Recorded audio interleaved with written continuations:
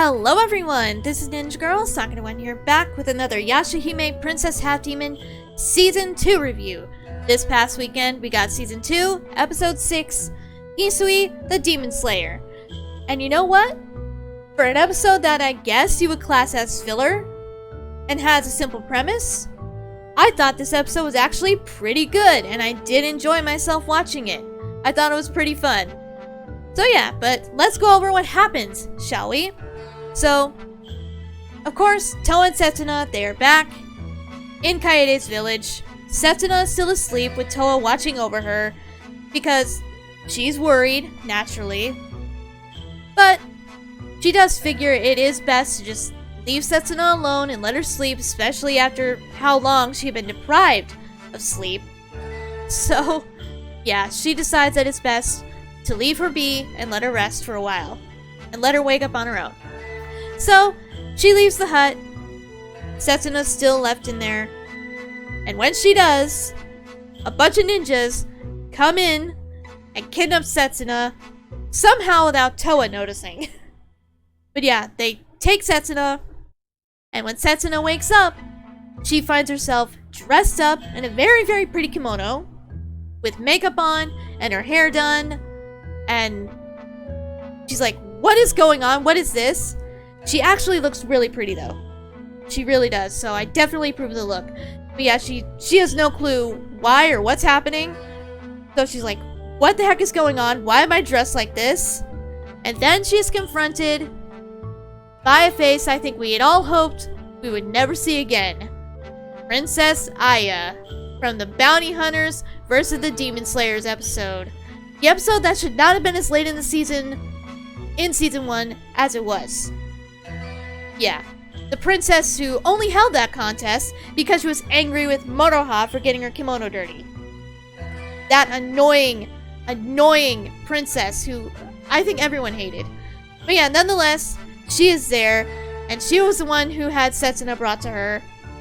And yeah, when Setsuna, of course, asks, what do you want? She just says, I really need you to take my place during my lessons. My tutor's on the way. I really don't want to deal with it. Please take my place. And of course, Setsuna's like, no, I'm not doing this. I'm leaving. But of course, Princess Aiya appeals to Setsuna's kindness and her good side and begs her to please do it again. Take her place. And says, you don't understand what it's like to be a princess. All we're good for is getting married, having arranged marriages, you know, so that we can marry feudal lords and gain more importance for our families, stuff like that. Yeah. So, Setsuna eventually agrees to do it. Poor Setsuna. Somehow, that annoying little brat of a princess managed to talk her into it. But yeah, so it is what it is. So Aiya leaves with, I guess, a bunch of bodyguards. And she just says, ooh, there's something, like, down by the lake that I really want to see, so let's go. Even though they tell her, hey, you better hide. So, yeah. But, yeah, she goes and does what she's gonna do. Setsuna's stuck there waiting for the tutor, who we do end up finding out was supposed to be, Kyokuto, I think. But ends up being Hisui in disguise. And of course, he and Setsuna recognize each other, and he's like, Setsuna, what are you doing here? So she explains what happened, and he explains how he got wrapped up in all this. So, yeah. One day, his sister went up to him and told him that she was going to have to teach this princess, and he was basically guilt-tripped by his sister into doing this for her, because she didn't want to deal with it either. She wanted a day off. So, yeah. Oh, so they basically both got roped into this whole thing, unknowingly. But yeah. Nonetheless, though, Hisui decides that they still need to play along, especially when Princess Aiya's father, the feudal lord, does come to check and see what was going on and making sure that she was doing her lessons and all that good stuff. So they both play the part. Hisui even pitching up his voice to sound like Kyokuto. And apparently, they impress the feudal lord because he's like, Kyokuto is going to be a fantastic teacher for my Aiya. Perfect. Yeah. They play it up really well. And yeah, we get some Hisui backstory during all this. Especially when Hisui does ask her to actually start writing a poem and read a poetry book as well. So yeah, he explains that when he was little, his father had begun training him to be a monk. Moroku, of course. Figuring that would be what he would do. You know. And little Hisui looked exactly like Moroku. It was adorable. It was absolutely adorable. So cute. But yeah. But as he grew older, I guess he kind of lost interest. And also his sister had decided she would become a monk before he could even, yeah, really think about it more. So, yeah. And of course, his other sister, whose name escapes me, Kinu had, of course, taken up a chance that he would have had to work with his mother at their shop. So it was like Hisui really had nowhere to go. Yeah. But then one day he saw Kohaku fighting a demon, and he was very impressed by his skill and his bravery to protect others, and that's when he decided that's what he wanted to do. And we also see how Kohaku got the scar on his nose. It was from this, like, was it a beetle demon? I don't remember exactly. But it was a demon with claws and it got him, and that's how Kohaku got the scar on his nose. But yeah, nonetheless, Hisui was inspired by his uncle, and that's when he decided he would become a demon slayer. And that's why he does what he does. So yeah, and of course, that story touches Setsuna's heart. She thought it was cool and sweet. But then, one of the servants for Princess Aiya walks in and says, "Oh, please help us. You must help us. Our princess has been captured by a demon." Because apparently what she wanted to go see was a demon by the water. Real smart. Not surprising in the least, honestly, with this princess. So yeah, this forces Hisui to make a dummy to look like Kyokuto, put on his demon slaying gear, and go to rescue the princess. Unfortunately. But you know, Hisui is a good guy. So is Setsuna. She's a good person. You can't let the princess die, even though she's annoying. So yeah, he puts on his gear and gets ready to go. Setsuna wants to go with him, but he's like, you can't. If her father comes back, you gotta keep up the front that you're still here. That his daughter is still here. So just stay here. Wait for me. I'll be back as soon as I can. Let me handle this. Have faith in me. And he actually calls her Princess Setsuna, which is cute. Very, very adorable. So yeah. And he goes on his way. And we find the princess in the clutches, or tentacles I should say, of this octopus demon. And she's like screaming for help, saying, "Hurry up, get me out of here, help me, help me." And being annoying, of course. So stupid. She is so annoying. But yeah, Hisui arrives on the battlefield, ready to help with his hiraikots. And on Kilala, of course. Ever the faithful kitty. We love Kilala. Or Kirara. So, yeah, and he's trying to fight it off, but then the octopus demon does something smart and uses her as a human shield.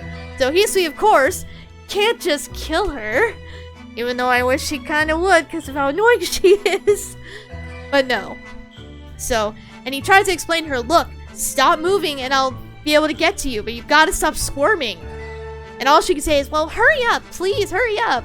Yeah, I'm grateful. Yeah, Hisui keeps trying, but nonetheless, he cannot get to the octopus demon without hurting her. So yeah, but luckily for him, his sisters end up showing up as well. So yeah, Kinu and Kyokuto, they show up. Kyokuto with some seals, you know, and Kyokuto, or not, I keep mixing them up. Kinu with some demon slaying powder to slow him down, and that gives Hisui the chance he needs to slay the octopus demon and free the princess and rescue her.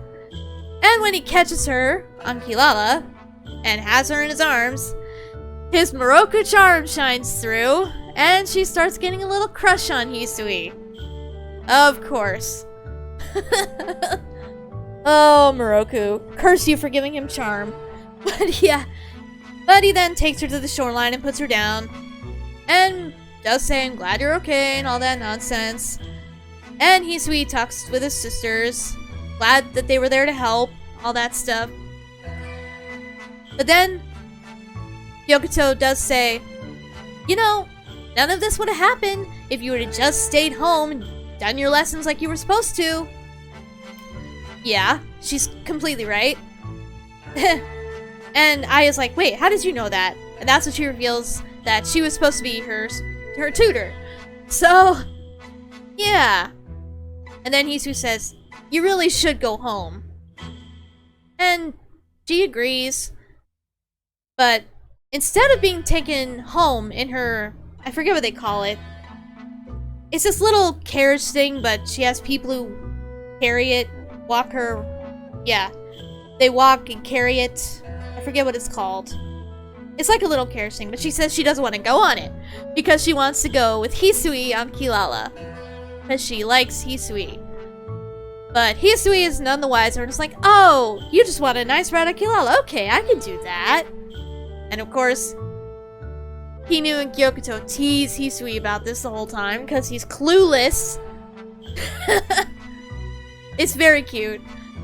It's very cute. I love their sibling dynamic. But yeah. Poor Hisui can't take a hint, but does take her on Kilala back home. And thankfully, they find that Setsuna is gone and that she had actually been busted. So yeah. And then Aiya's in her room and is like, oh. Huh. Yeah, I wonder where Setsuna went. And then she is confronted by her father. And she gets in big trouble. Thank God. There were consequences for her actions. Yay. I mean, I guess there were in the other episode too, but yeah. She got in big trouble with her father. Thankfully. And Hisui does ask Setsuna, oh, how did he found you out? And she's like, yeah, it's not a big deal, but yeah. Shortly after you left, I got busted. So, yeah. And they end up leaving. So, yeah. And later that night, we see Setsuna still training with her Naginata. And she's just frustrated because, while all that was going on, she's still worried about her mother and she still wants to save her. Still doesn't know exactly what to do, but she figures at least practicing with her Naginata will help. At least a little. I mean, it won't solve the problem, she knows that, but at least it's something. She can't just do nothing. So yeah. And then Towa, who had found out that she was gone, finally does find her. And it's like, oh, Setsuna, where have you been? I was so worried about you. Obviously, you know. And Setsuna's like, I'm fine, don't worry, I'm okay. Don't worry. A lot happened, but I'm okay. So yeah. And then she later goes to the Tree of Ages, plays the violin for her mother. We see Rin in there crying. Very sweet. And that's where the episode ends.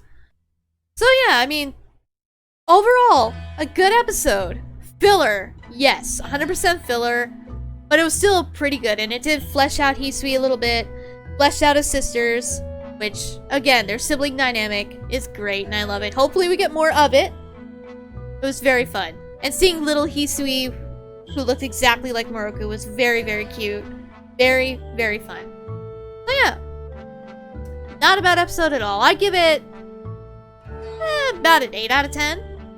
Because we didn't really have much actual story progression, so... But, yeah, it's certainly better than the filler we got in Season 1 so far. So I approve. So yeah. And it looks like next week we are getting a Moroha-centered episode. At least I hope it is. Although it's titled Takachio's Request. But we saw in the preview that Hachi is going to be back. And he's going to see Moroha. So that's going to be great. Hopefully it mostly focuses on Moroha. Please. Please. So yeah. I'm looking forward to that episode. And hopefully that'll have a lot of plot as well. Maybe more backstory. We'll see. But other than that, I think that will do it for this review, and that will do it for this video. If you enjoyed, leave a like, share it around if you want to. If you would like to follow me on Twitter, where I do sometimes talk about Yashahime, or support the channel on Patreon, both links will be in the video description below. I'd be forever grateful if you would look at those links, but don't have to if you don't want to. And yeah, until episode 7, which hopefully will have some good moroha stuff that we can geek out about, I will see you guys next time.